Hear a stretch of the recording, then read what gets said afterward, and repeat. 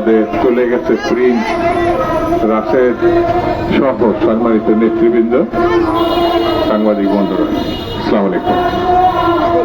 আসলে বক্তৃতার খুব একটা সুযোগ নাই আজকে, যে কারণে এই মানববন্ধন অবস্থান ধর্মঘট যাই বলি, সেটা আমাদের জাতীয় নেতৃবৃন্দ চমৎকারভাবে উপস্থাপন করেছে। ভারত আমাদের বন্ধু, স্বাধীনতা যুদ্ধের সময় তারা আমাদের সাহায্য করেছে, আমাদের লোকজনকে তারা আশ্রয় দিয়েছে। পাকিস্তান সেই সময় হানাদার বাহিনী ছিল, সেই সময় তারা আমাদের যে সাহায্য করেছে আমরা বন্ধু মনে করি।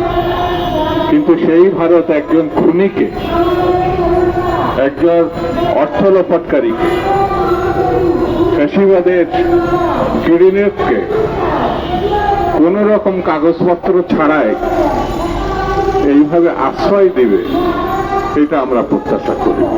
বন্ধুর কাছ থেকে এটি প্রত্যাশার সাবজেক্ট। আমরা অবিলম্বে দাবি করব, বাংলাদেশের 18 থেকে 20 লক্ষ হাজার কোটি টাকা যারা লুটপাট করেছে, যারা দেশ থেকে পাচার করেছে, কৃষক, শ্রমিক, মেহনতি মানুষের টাকা, এই দেশবাসীর টাকা, সেই টাকা লুণ্ঠনকারী এবং শত শত নেতৃবৃন্দ, কর্মীকে, ছাত্রকে হত্যা করেছে। ভারতে থাকা তার কোনো রাইট নেই, অধিকার নেই। আমরা আমাদের বন্ধু দেশের সরকার প্রধানকে বিশেষভাবে বলব, সময় থাকতে তাকে ফেরত পাঠান। বাঙালি জাতি বিশ্বের বীরের জাতি, বাঙালি জাতি সাহসী জাতি। বাঙালি জাতি যদি একবার সিদ্ধান্ত নেয়, তার পরিণতি কি হয় 5 আগস্ট সেটা প্রমাণ হয়েছে। ভারত আমাদের বন্ধু, আমরা এটা মনে করি, কিন্তু অন্যায়কারীকে তারা যদি আশ্রয় দেয়, তার ছিনিয়ে আনতে কিন্তু এই দেশবাসী একেবারেই পরোয়া করবে না, সেটা তাদেরকে মনে রাখবে। এই দেশে গণতন্ত্র প্রতিষ্ঠা করতে হলে আমাদের নেতা জনাব তারেক রহমান স্পষ্ট করে বলেছেন, গণতন্ত্রের আন্দোলন এখনো শেষ হয় নাই। গণতন্ত্রের আন্দোলন তখনই শেষ হবে যখন এই দেশের সাধারণ মানুষ ভোট দিয়ে তারা তাদের পছন্দের সরকারকে ক্ষমতায় অধিষ্ঠিত করতে পারবে, তারা তাদের অধিকারকে প্রতিষ্ঠা করতে পারবে। তার আগে এটা অন্তর্বর্তীকালীন সরকার, এই সরকারের মধ্যে বিএনপি এবং এই দেশের বিরোধী দলের সমর্থন আছে, আমাদেরও সমর্থন আছে। প্রধান কাজটি একটি ভালো নির্বাচন। সেই নির্বাচন যদি করা সম্ভব না হয়, তাহলে দেশবাসী অস্থির হতে পারে। সেই দিকে এই সরকার নজর দিবে, এটা আমি মনে করি। এই সরকারকে, অর্থাৎ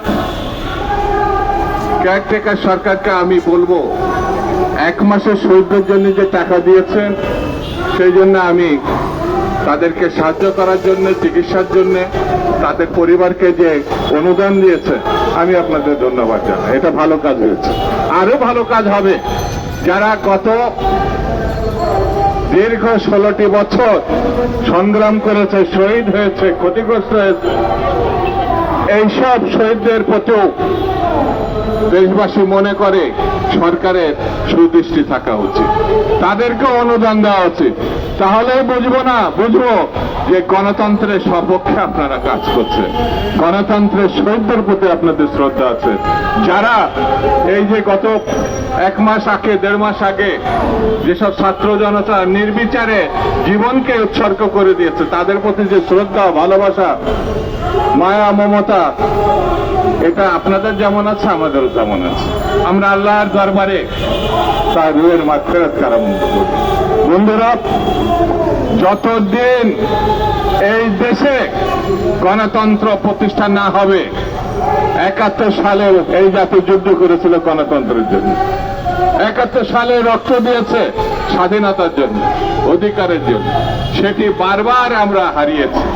এখন একটা সম্ভাবনা দেখা দিয়েছে। এই সম্ভাবনাকে কাজে লাগানোর জন্য আমি ডক্টর মোহাম্মদ ইউনূস সাহেব এবং তার যারা সহকারী আছেন, উপদেষ্টা আছেন, তাদেরকে আহ্বান জানাবো, বেশি সময় নষ্ট করা ঠিক হবে না। দেশবাসীকে পরীক্ষায় ফেলা ঠিক হবে না। দেশবাসীকে অধিকার ফিরিয়ে দিতে হবে। সেই অধিকার সামান্য একটি ভোট মনে হলো এটা কত গুরুত্বপূর্ণ। 16 বছর 17 বছর ধরে তারা ভোট দিতে পারে না। সেই ভোটে দিতে পারে না, আপনাদের আমলেও যদি দিতে না পারে, এটা দুঃখজনক ঘটনা হবে, এটা ঠিক হবে না। সেই জন্য বন্ধুরা, আজকে যারা এখানে সমাবেশ আহ্বান করেছেন তাদেরকে ধন্যবাদ দিই, আর সাংবাদিকদের বন্ধুদের ধন্যবাদ দিই এই কারণে যে কষ্ট করে হলো আপনারা এতক্ষণ পর্যন্ত আছেন। আগামী দিন আমরা আবার একটা ভালো কিছু করার জন্য ঐক্যবদ্ধ থাকবো, সেই প্রত্যাশা করে সবাইকে ধন্যবাদ জানিয়ে আমি আমার বক্তব্য শেষ করছি।